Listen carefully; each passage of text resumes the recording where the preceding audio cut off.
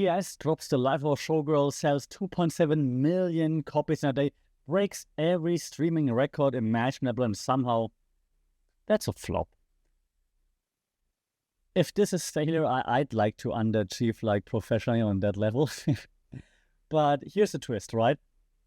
This isn't the industry turning on her, it's the fans. Everywhere you look, threads full of Swifties, former Swifties, saying, sounds like AI wrote this, people ranking her errors like disappointed shareholders, and TikToks comparing her lyrics to like ChatGPT, right? Critics call it like shallow, fans say it's mid. Taylor says nothing much, which might be the most strategic move of all. Well, she said one thing, she's like, if you talk about it, good or bad, if you hate on me, you still talk about me, so you're still doing me a favor. Paraphrasing. Right now, we are watching a billionaire artist test whether boredom can still break the internet.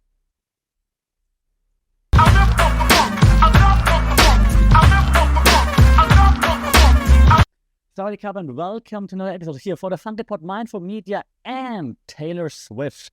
I mean, we have to talk about it. Dropped the album a week ago. It's been everywhere. Gazillion of UGC out there, user-generated content talking about Taylor Swift. So, of course, I cannot avoid it. And the most interesting part about the whole Taylor Swift thing, and I am really not a Swiftie, is the public meltdown.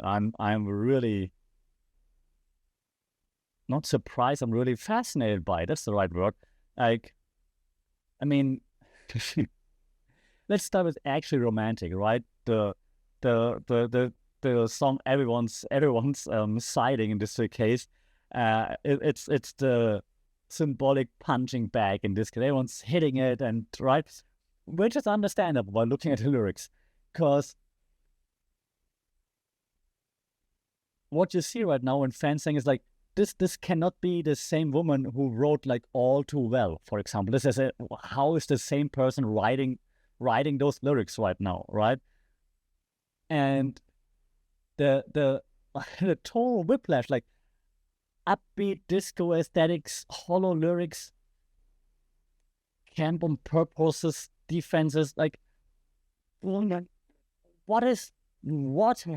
has happened to all the Swifties, and why is she pissing them off on purpose, is the question. So when fandom starts writing academic essays to explain your mediocrity, you officially reached myth status, and I have to applaud, but I also have to wonder why. So I'm torn, right? TLDR, I'm torn. Like, hey, what the hell is happening? But also, well played. So this leaves me, sitting here for the past week thinking, hey, okay, let's do the Taylor Swift episode, and then just think about, wow, does she piss off everybody on purpose, or was it an accident? Has she lost it? Has she given up? Doesn't she want to do it anymore? And so on. So that's really something that is really hard to answer, because, again, fans right now saying it's too happy, it's too fake, and if there's like no blood on the floor, it's no art, basically, right? And I mean, it's not that the album is like terribly bad. It's just undramatic, and it's for fandom like hers, it might feel like treason, right?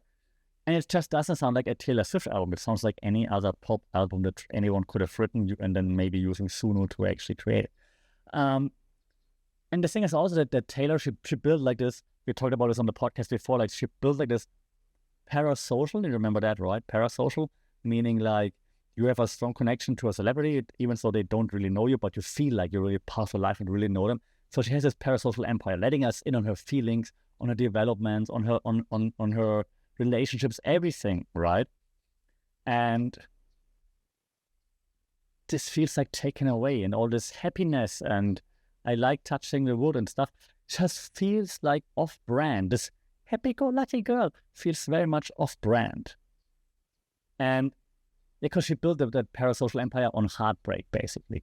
And I mean, from a Taylor point of view, like, you give the internet like a stable relationship and they panic like you deleted their favorite trauma that they can relate to. The thing is, right, fans, people, audiences, they're addicted to like something that we call catharsis, right? The German struggles with TH and the R's again. Catharsis, how the German would say it. Catharsis. You know what I mean. Being like reborn, overcoming struggles, right? That's what we relate to. And Taylor just released a album. There's nothing in there. Nothing cathartic. Got the word in there, right? So that's I think a big problem for the fans. And now one has to wonder what I said earlier. Is it on purpose? Is it an accident? And I think there's some strategy behind it. So that's why I would call the talking point right now the art of the strategic flop, because I think there's more to it than we actually think and like to admit. Why? Because in the attention economy, perfection eventually becomes static noise because everything is so perfect, everything is the same. So you have to mess up to be recognizable, to get a connection, a relation. Yeah, every headline, every TikTok, every bracelet, I did my homework, every breakup, she maxed out the algorithm's dopamine budget, okay? She connected through all of it. What's next there to connect on? Well, we've done the heartbreak, we've done the friendship, we've done everything. What else can we use for connection? So now pulling back, disappointing people, disappointing fans, breaking the pattern kind of equals what we would call in storytelling a narrative reboot. Because you're expecting more of the same, but there's nowhere else to go. So what do? You break it so that you can fix it again. So maybe that breaking, and now I sound like one of the Swifties having like this, I figure it all out.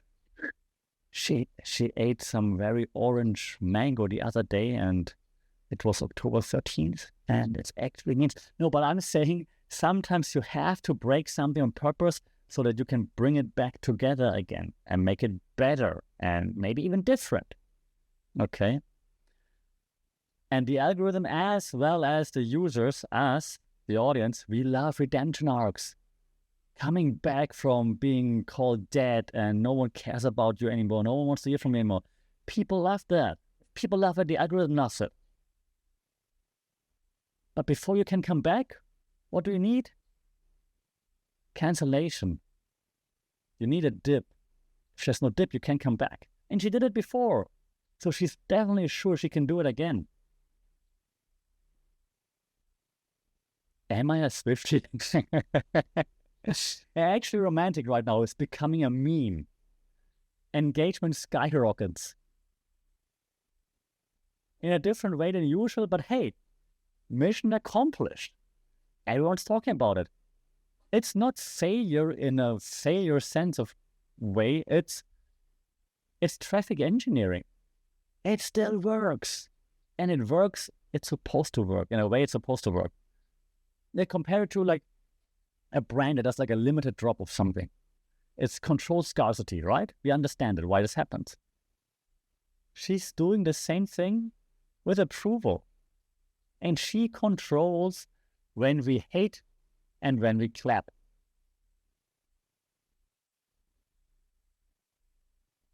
So I think she's testing if she still can command culture when she's not giving the culture, us, what the culture we want. That's something I would say in class. So one more time, I think She's testing if she can still have that much impact on culture, on us, even, or via not giving us what we want, and then see, hey, they still do what I want, even though I don't give them what they want. It's a game, and we're just playing in it. As always, I'm bringing you some theory too, to just show that I'm not just making it up. Well, of course I'm not just like that. We have our man, right, Baudrillard. Remember him? What he said? Hyperreality. He said it's hard to say what's right, what's wrong. Even so, we know it's not all real what we see. If we see it often enough and we take it as like a baseline for our reality, because we don't know any better, it becomes our reality. Okay, so she simulates her failure to look like actual failure, even though she triggers it. She planned it. She architected it, right? She planned that failure. So it's hyper reality, like creating this fake reality, and we're using this fake reality as our baseline, as our narrative baseline to go from there. It's hyper reality with a Grammy. Oh my God, Baudrillard would be so happy. We also talked about Bourdieu before, remember? He says, if you refuse mass taste approval, then you will gain prestige. Now, I'm not sure if it really happens here, because just because you suck doesn't mean you are more authentic, doesn't mean you get more prestige. This would mean every indie film would be very prestigious, which is not true. Some indie movies are that don't get mass attention. Some still suck. Just because no one watches you doesn't mean that you're authentic and prestigious.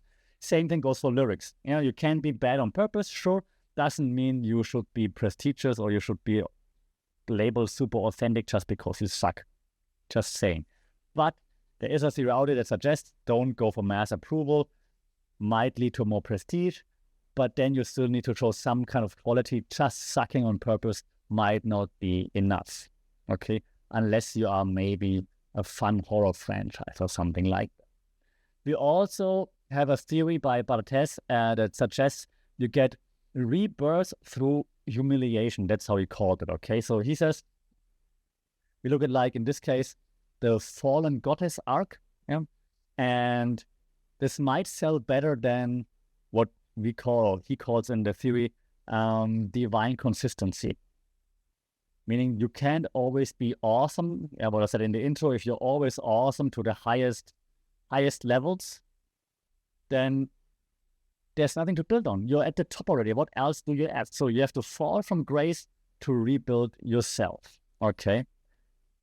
We also have a theory by Banet-Weiser, and I think we didn't talk about this on the podcast. We talk about this in class a lot.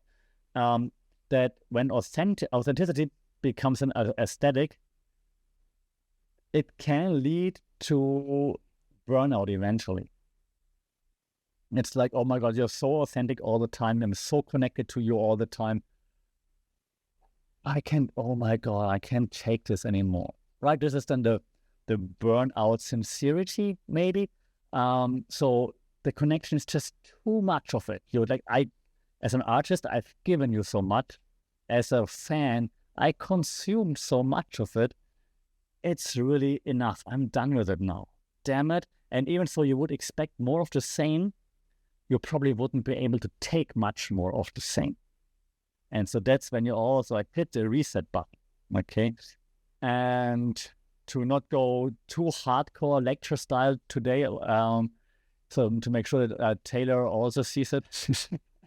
Last one, the OG, Marshall McLuhan. The medium is a message. We talked about this plenty of times here on the podcast.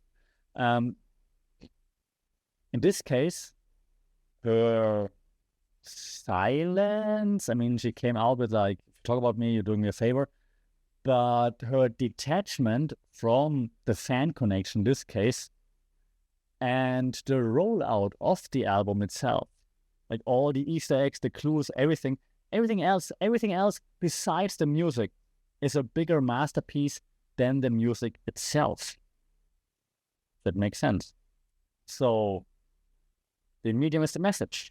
The medium, in this case different mediums, playing a way bigger impact on the life of a showgirl rather than only the tracks themselves. Because as we know by now, this the medium is the message. So Taylor is basically doing what academia does. Perform exhaustion while monetizing it. I was so happy that I can use that I can add this phrase to this podcast because hey, checking if colleagues are listening. But okay, back to Taylor, right? She's basically writing her own cultural studies thesis in real time right now.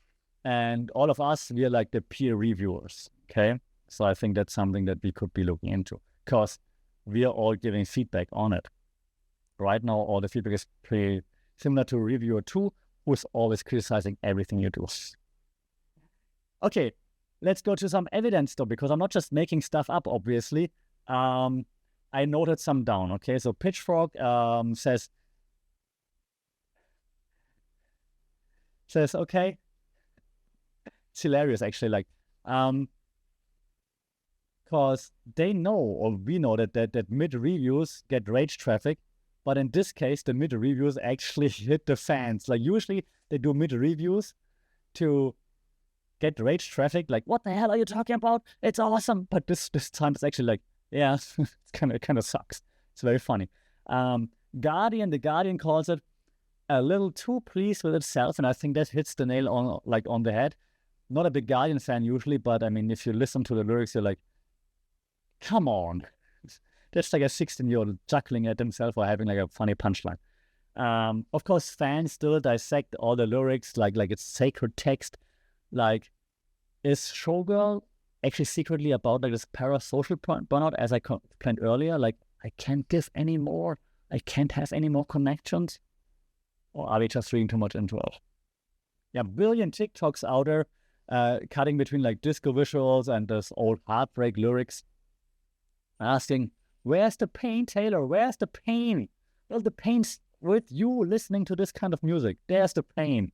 There is the pain. Do you feel it? She's still giving you pain, just your own pain in this case. Everybody, all the Swifties want her trying in a field again and now struggle with maybe too much self-awareness.